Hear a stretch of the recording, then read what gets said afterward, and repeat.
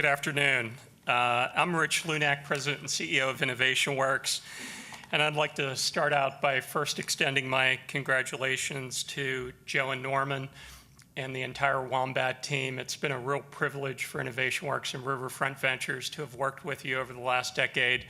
Congratulations, what a great example of Pittsburgh entrepreneurial success. And also to Mark Melandro, the impact you've had at University of Pittsburgh and in our region is truly remarkable, and it's great to have you back in Pittsburgh. The Lifetime Achievement Award is the next award to be presented. It is given to an individual that's made both a sustained and lasting contribution to our region's entrepreneurial ecosystem. Ron Bianchini is this year's winner, and Ron is very deserving of this award for several reasons. One, he's had phenomenal entrepreneurial success. Two, he's set an example for community service. And three, he's really got incomparable personal traits. I think that these traits really set Ron apart to the selection committee from pretty much every other candidate we considered, and like to walk through why Ron is such a deserving winner of this year's award. As an entrepreneur, Ron's really had just about an unparalleled track record. In fact, as someone that has been very close to this, Pittsburgh entrepreneurial scene for a long time, I literally cannot think of another person that's had more success over the last 2 decades than Ron Bianchini. He's got the proverbial Midas touch. As a professor at CMU, Ron first got the entrepreneurial bug by filing and patenting inventions in 1994 for some of his innovations in networking and FAO infrastructure. Those licenses for CMU earned millions of dollars, and this was right around the time Lycos and a lot of activity relative to the startup scene in our local universities was just starting to take off, and I think Ron stepped back and thought, you know, I could do that. So after watching startups like that take root, Ron set out to build a company called Scalable Networks in 1996. Ron once told me that his mom was disappointed on hearing that he was leaving his post at being a professor. Keep in mind, Ron's father is a professor at NYU. And she actually told him, she asked Ron if she would be lying before God if she still told everyone that he was a professor at CMU. But Ron quickly proved her wrong and vindicated his decision to go to Scalable.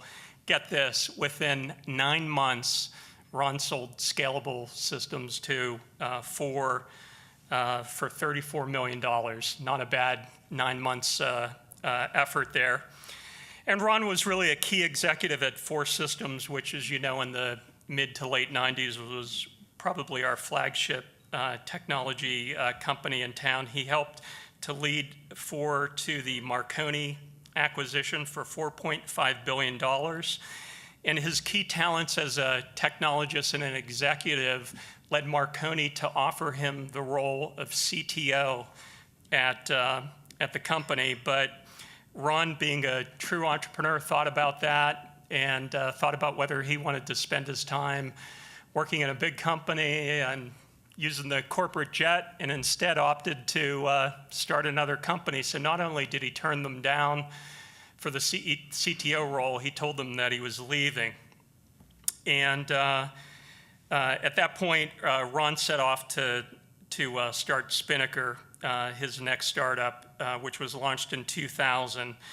And Ron and his team, similar to Scalable, quickly ramped up this company even faster than the prior one, and within 4 years sold it for $300 million. Think about how quick that is with any of the companies that you work with. Ron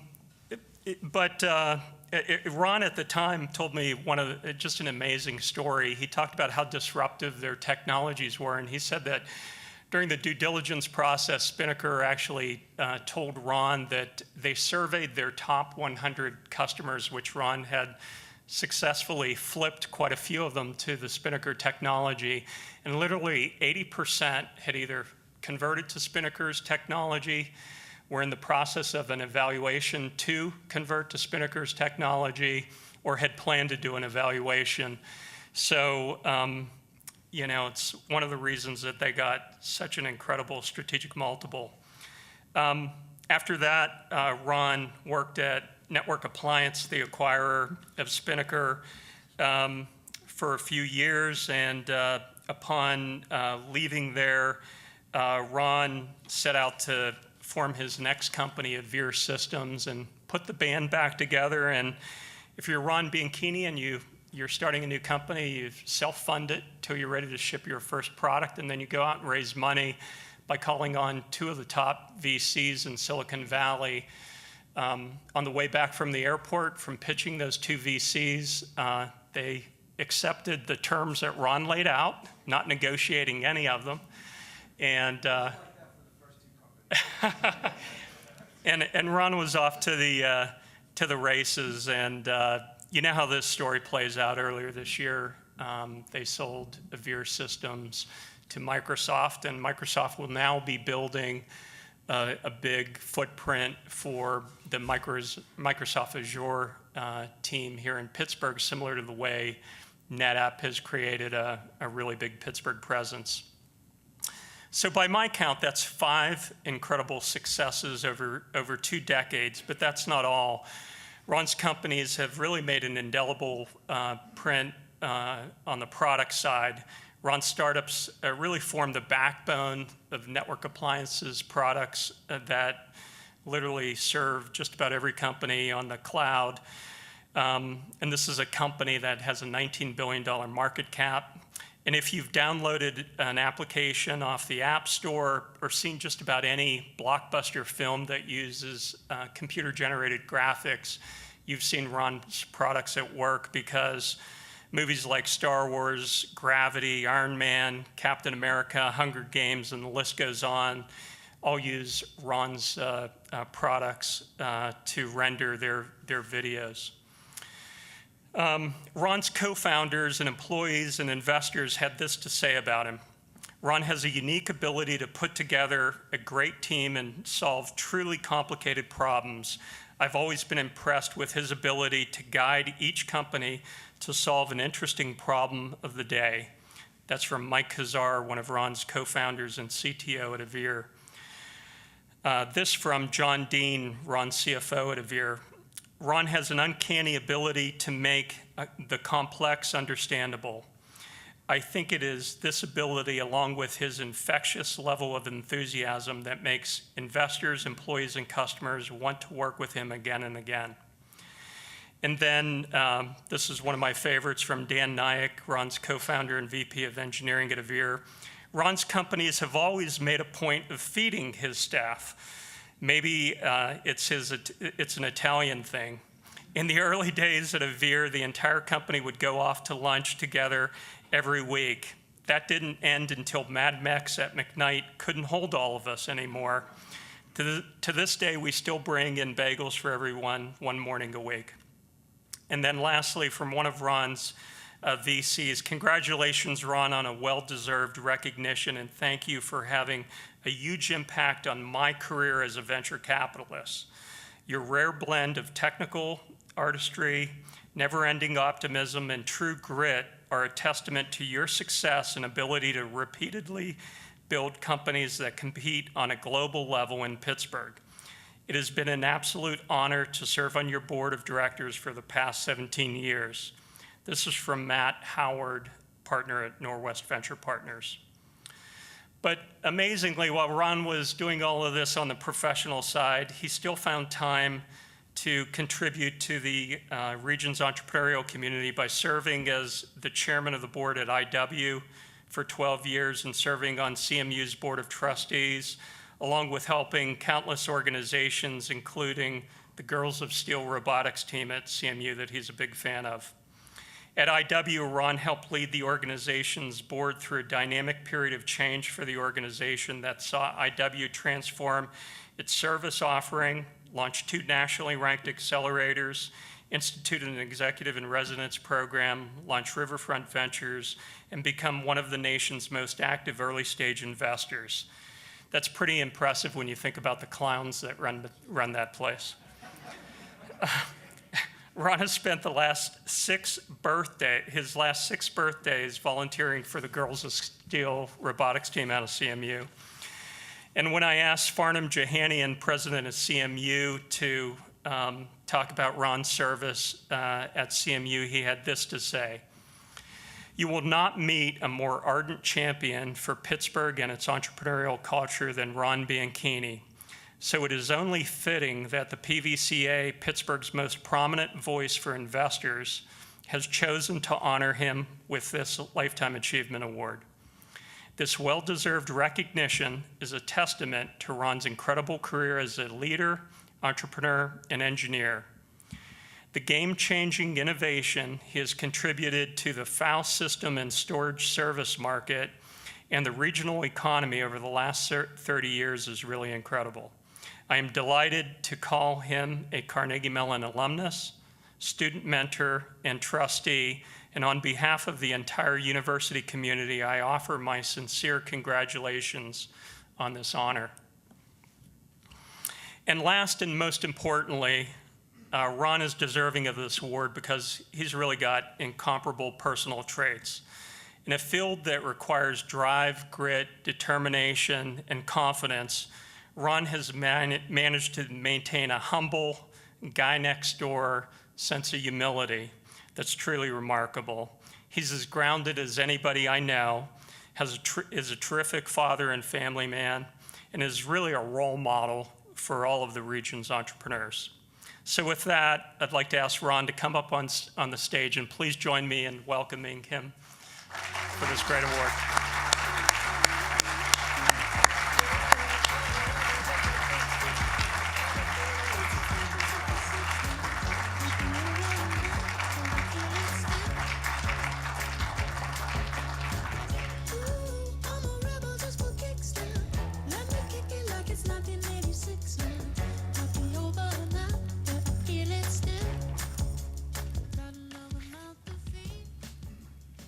Wow, thank you, Rich, for that. Let me see where I start. First, absolutely, I need to thank the PVCA for honoring me with this. It is truly, truly a genuine honor. Lifetime achievement, wow. Second, I really want to thank InnovationWorks, Rich and the team. I started with you guys, actually, InnovationWorks reached out to me in 2000 to join the board. And so I started with you back then. I'm truly impressed with everything you and your team have been able to accomplish. So good job to you guys as well.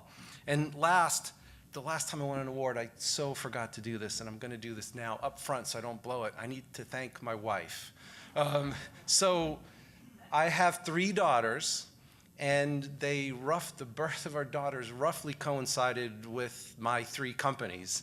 And I think my wife, I'm still trying to convince her I didn't do all this just to avoid changing poopy diapers.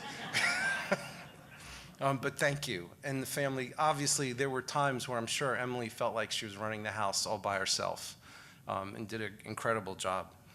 So I just want to talk about 2 things. 2 of the things I think I'm the proudest of what I was able to accomplish in Pittsburgh. The first, you know, we're in the middle of this big tech revitalization of Pittsburgh, and I think it's just incredible to see what's going on. And I think I had a small contribution in that, and I want to talk about 2 of those. First, so as Rich pointed out, I did my first company, Scalable Networks, in 1996. And we went out to the usual VCs, both local and West Coast and Boston.